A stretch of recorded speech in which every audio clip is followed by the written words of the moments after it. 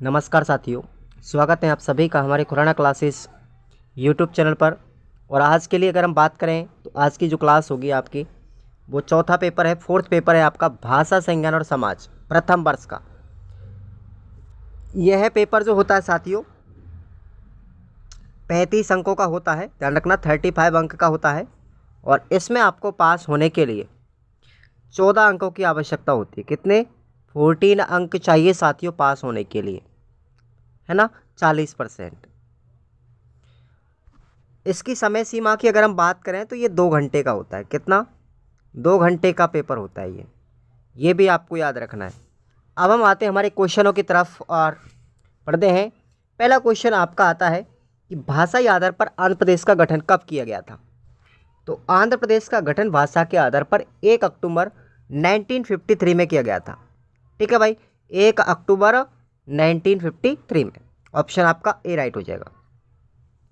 अगला क्वेश्चन है, ध्वनि नियम के लिए प्रसिद्ध है, ये कथन किसका है साथियों? तो आपको याद रखना है, कथन है ग्रासमन का। किसका कथन है? ग्रासमन का कथन है, ये भी आपको याद रखना है। आगे बात करते हैं नेक्स्ट क्वेश्चन पर। भारतीय जनता के द्वारा असहयोग आंदोलन कब और किसके विरुद्ध चलाया गया? तो भारतीय जनता का जो आंदोलन है, भारतीय जनता आंदोलन, ये असहयोग आंदोलन था और ये महात्मा गांधी के द्वारा चलाया गया था। असहयोग आंदोलन कब? 1921 में ब्रिटिश सरकार के खिलाफ में चलाया गया। अगला क्वेश्चन है, मजदूर वर्ग और बुर्जुआ वर्ग में क्या अंतर है? ये दोनों वर्ग आपको याद रखना है, इंपॉर्टेंट क्वेश्चन है ये। तो जो लोग जीवन यापन के लिए शारीरिक श्रम पर निर्भर रहते हैं उन्हें तो हम मजदूर वर्ग कहते हैं, और जो लोग दूसरे के श्रम को खरीद करके अपने हक में उसका उपयोग करते हैं उसे हम बुर्जुआ वर्ग कहते हैं। अगला क्वेश्चन है पांचवा, भाषा और लिपि में प्राचीन कौन सी है? तो ध्यान रखना आपको, भाषा प्राचीन है। ठीक है, भाषा प्राचीन है क्योंकि लिपि का आविष्कार तो भाषा के बाद में हुआ है ना।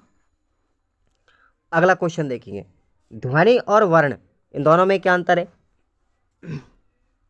तो सबसे पहले ध्वनि देखिएगा, ए, आ, छोटी ई, बड़ी ई, ये आपने पढ़ी होंगी ना, अनाराम।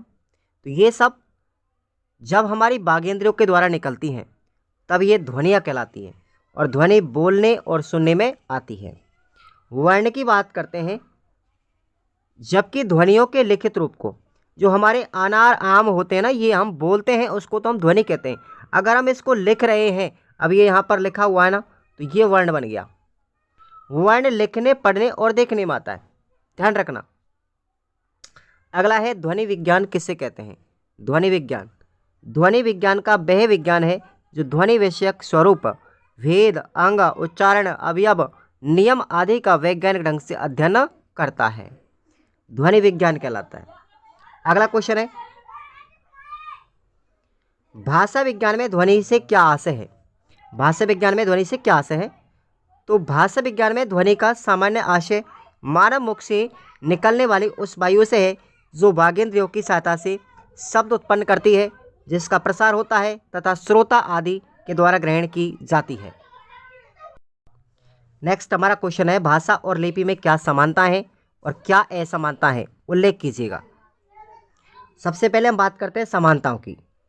भाषा व लिपि दोनों ही अभिव्यक्ति का साधन है। दोनों के लिए ध्वनि संकेतों का व्यवहार होता है। दोनों के लिए जो व्यक्त ध्वनि संकेत है उनका कोई व्यवहार होता है। दोनों ही मानव के भौतिक और आध्यात्मिक विकास में उपयोगी होती हैं। तो ये तो है इन दोनों में समानता, भाषा और लिपि में। अब इनमें असमानता क्या है? भाषा जो है वो उच्चारित ध्वनि संकेतों का स्वरूप है, जबकि लिपि है वो लिखित संकेतों का स्वरूप है। भाषा श्रव्य होने के कारण वर्तमान काल व स्थान की सीमाओं में रहती है, जबकि लिपि है ना वो वर्तमान काल की स्थान सीमा से लेकर के अनंत काल व स्थान तक रह सकती है। इसको कई सालों तक रख सकते हैं हम। भाषा तात्कालिक नाशवान है, भाई बोली गई चीज़ तुरंत खत्म हो जाती है, जबकि लिपि तो अमर है ना। जो आजकल टैप रिकॉर्डर के कारण भाषा भी नाशवान नहीं रही, आजकल रिकॉर्डिंग होने लग गई है। भाषा और लिपि में मानवीय संबंध भी है। आपको अथवा में क्वेश्चन याद रखना है साथियों। देखिए, हिंदी भाषा में किस लिपि का प्रयोग किया गया है, उसकी लिपिगत विशेषताएं बताइए। ये क्वेश्चन इंपॉर्टेंट है, याद रख लेना। अगला है भाषा और लिपि पर टिप्पणी लिखो और उनमें अंतर संबंध बताइए। सबसे पहले हम देखेंगे भाषा और लिपि दोनों को अंतर करेंगे, ठीक है। भाषा अभिव्यक्ति एवं विचार विनिमय का एक सांकेतिक साधन है। संसार के सभी प्राणी किसी न किसी रूप में अपने भावों की अभिव्यक्ति करते हैं, जिसका माध्यम शाब्दिक और अशाब्दिक रूप से सामने आ जाता है। बात करें लिपि की तो मानव मुख से निकली ध्वनि, प्रत्येक ध्वनि जो अर्थ देती है, मनुष्य की भाषा है। उन्हीं ध्वनि संकेतों, भावों और विचारों को जब रेखाओं, चिन्हों या चित्रों के माध्यम से व्यक्त कर दिया जाता है तो वो लिपि बन जाती है। अथवा में आपको क्वेश्चन याद रखना है, देखिएगा। भाषा के सामाजिक पक्ष से आप क्या समझते हैं, विस्तार से समझाइए। इंपॉर्टेंट क्वेश्चन है, ये भी ध्यान रखना। अगले क्वेश्चन पर आते हैं 11वां। लिखित व मौखिक भाषा में क्या अंतर है? अंतर स्पष्ट करना है आपको। तो मौखिक भाषा विचारों के आदान प्रदान, वाद विवाद में भाषण की भाषा है, जबकि लिखित भाषा में हम कानों से सुने हुए विचारों को लिपिबद्ध कर सकते हैं। मौखिक भाषा के माध्यम से एक युग की साहित्यिक, आर्थिक, सामाजिक तथा धार्मिक आदि परंपराओं को भावी पीढ़ी के लिए सुरक्षित रखा जा सकता है, जबकि मौखिक भाषा में ऐसा कभी नहीं किया जा सकता। किसी भी विषय में किए गए नवीन शोध को लिखित रूप में हम एक स्थान से दूसरे स्थान पर भेज सकते हैं, जबकि लिखित मौखिक रूप में ऐसा नहीं होता। मौखिक भाषा में वक्ता व श्रोता का आमने सामने होना अति आवश्यक है, जबकि लिखित रूप में लेखक अपने ज्ञान को लिखकर भी प्रकाशित कर सकता है। लिखित साहित्य वैज्ञानिक उपलब्धियों को एक दूसरे देश वाले भी पढ़ करके ज्ञान प्राप्त कर सकते हैं। अब देखेंगे अगला क्वेश्चन अथवा में कौन सा है, भाषा अर्जन व भाषा अधिगम में क्या अंतर है, इनमें कौन सी चीज़ सामान्य है। ये प्रश्न आपको याद करना है, सीरीज में से निशान लगा लीजिएगा। अगला क्वेश्चन है विज्ञान की भाषा के गुण एवं विशेषताएं। देखेंगे क्या विशेषताएं हैं, क्या गुण है भाषा की, विज्ञान की भाषा के। विज्ञान की भाषा सरल और सार्वभौमिक तथा तार्किक होती है, ये बात सही है। विज्ञान बिना प्रयोगों के काम ही नहीं करता और वो सारी दुनिया में एक जैसी मानी जाती है। विज्ञान की भाषा सुनिश्चित, स्पष्ट और सरल सुबोध होती है।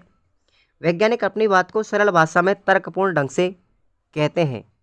वे वाक्यों का दोहराव, अनावश्यक विस्तार और क्लिष्ट शब्दजाल से बचते हैं। सहजता, सरलता, सीधे सीधे बात को कहना वैज्ञानिक भाषा का गुण है। विज्ञान की भाषा की एक विशेषता है तार्किकता। हर एक कथन के पीछे कोई ना कोई लॉजिक जरूर होता है साइंस में, ध्यान रखेंगे। अथवा में आपको क्वेश्चन याद रखना है, लिखित भाषा के उद्देश्य और उसके महत्व बताइए। ये भी इंपॉर्टेंट क्वेश्चन है, सीरीज में मिलेगा आपको ये। अब हम बात करते हैं 13वें क्वेश्चन की, निबंधात्मक है। 2 प्रश्न इसमें निबंधात्मक आएंगे भाई इस पेपर में। भाषा की प्रकृति और स्वरूप का विस्तार पूर्वक परिचय दीजिए। तो देखेंगे भाषा की उत्पत्ति के मूल में इंसान को उपलब्ध वह प्राकृतिक क्षमता है जिसके उपयोग से वह ध्वनि प्रतीकों की रचना करता है। इन्हीं प्रतीकों का उपयोग अभिव्यक्ति में किया जाता है।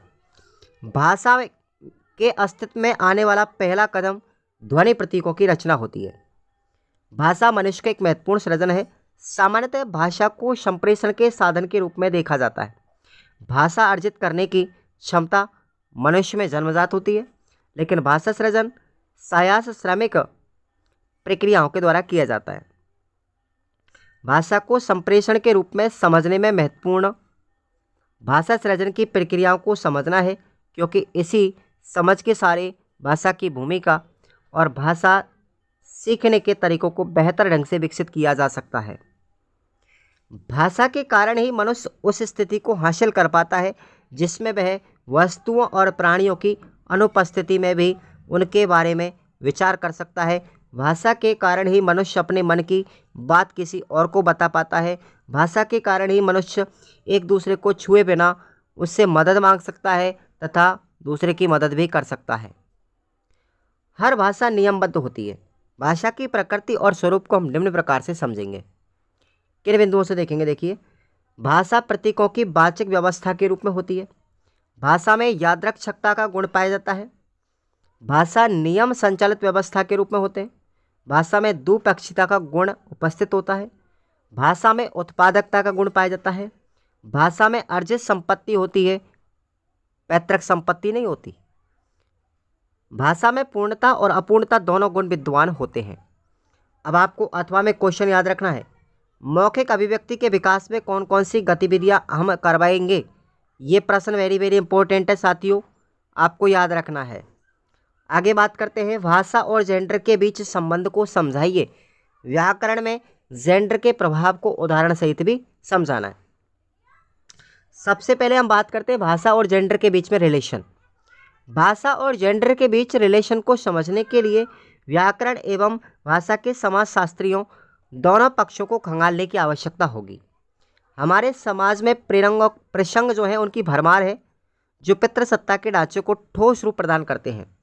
पितृसत्ता एक ऐसी स्ट्रक्चर है, ऐसी संरचना है जिसमें सामाजिक संगठन, राजनीतिक नेतृत्व, नैतिक मूल्यों का निर्धारण पुरुष के नियंत्रण में होता है। ऐसी सामाजिक संरचना में स्त्री पर पुरुष के प्रभुत्व वर्चस्व के विचार को स्थापित करने के लिए भाषा को एक साधन के रूप में इस्तेमाल किया जाता है।